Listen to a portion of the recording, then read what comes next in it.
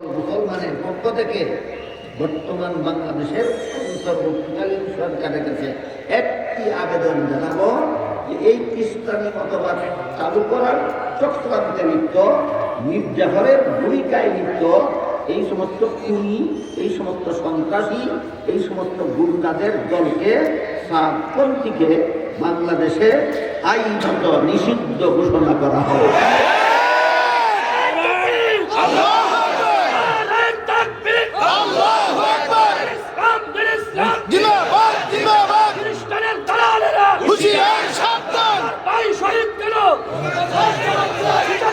বিচার চাই, আমার ভাই শহীদ কেন, আমার ভাই শহীদ কেন, বিচার চাই, বিচার চাই, আমার শত্রুরা হুঁশিয়ার, সাবধান, তাকবীর, আল্লাহু আকবার।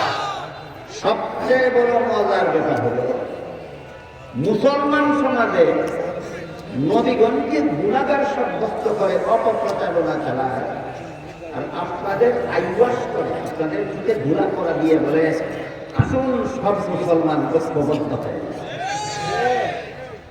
আমার কুরআনের আয়াত দিয়ে দলিল, পবিত্র কুরআনের সূরা আলে ইমরানের 103 নম্বর আয়াতে আল্লাহ বলেছেন ওয়াতাসিমু বিহাবলিল্লাহি জামিআন ওয়া লা তাফাররাকু।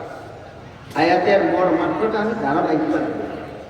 আল্লাহ বলেন, হে মুমিন মুসলমানগণ, তোমরা আল্লাহর দ্বীন পালনের মাধ্যমে ঐক্যবদ্ধ হও। এমনি ঐক্যবদ্ধ হও বলেছেন না, আল্লাহর দ্বীন পালনের মাধ্যমে। তোমরা আল্লাহর দ্বীন পালনের মাধ্যমে ঐক্যবদ্ধ।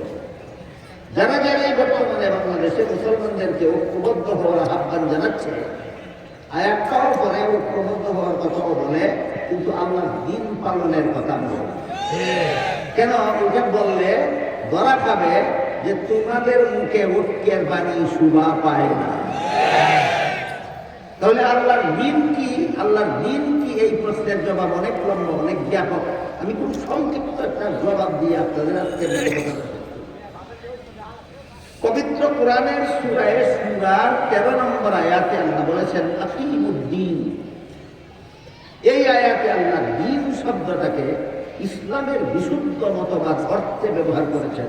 আকিমুদ্দিন আয়াতের অর্থ হলো, হে মুসলমানেরা, তোমরা ইসলামের বিশুদ্ধ মতবাদে অটল। ইসলামের নামে ভ্রান্ত মতবাদ পোষণ করো। কাজেই যে আয়াতে আল্লাহ বলেছেন ঐক্যবদ্ধ হও, সেখানেও বলেছেন দ্বীন পালনের মাধ্যমে ঐক্যবদ্ধ হও। সারমর্ম দাঁড়ালো মুসলমানগণ নবীগণকে গুনাহগার সাব্যস্ত করার মাধ্যমে ঐক্যবদ্ধ হবে না বেগুনাহ বিশ্বাস করার মাধ্যমে ঐক্যবদ্ধ হবে। তাহলে তো যে সমস্ত মুসলমান নবীগণকে বেগুনাহ বিশ্বাস করে, এরা দাওয়াত দিবে আসো তোমরা সবাই ঐক্যবদ্ধ হও। যারা গুনাহগার মনে করে, এদের মুখে ঐক্যবদ্ধ হওয়ার কথা নির্লজ্জতা ছাড়া আর কিছু নয়। ইসলামের বিশুদ্ধ মতবাদ সমূহের মধ্যে একটি মতবাদ হলো সমস্ত নবীগণ আজীবন বেগুনাহ। ঐক্যবদ্ধ যদি হতে চাও, ইসলামের এই বিশুদ্ধ মতবাদ জেনে নাও। ইসলামের বিশুদ্ধ মতবাদগুলির মধ্যে আরেকটি বিশুদ্ধ মতবাদ হলো সাহাবায়ে কেরামের সমালোচনা করা হারাম। এক হাদিসে রাসূল করিম সাল্লাল্লাহু আলাইহি ওয়াসাল্লাম বলেছেন, ইযা রাআইতুমুল্লাযীনা ইয়াসুব্বুনা আসহাবী ফাকুলু লানাতুল্লাহি আলা শাররিকুম। হে আমার সাহাবাগণ, তোমরা যদি ওই সমস্ত লোকদের দেখতে পাও যারা আমার সাহাবাগণের সমালোচনা করে, তাদের বলে দিও সাহাবা সমালোচকদের উপর আল্লাহর লানত।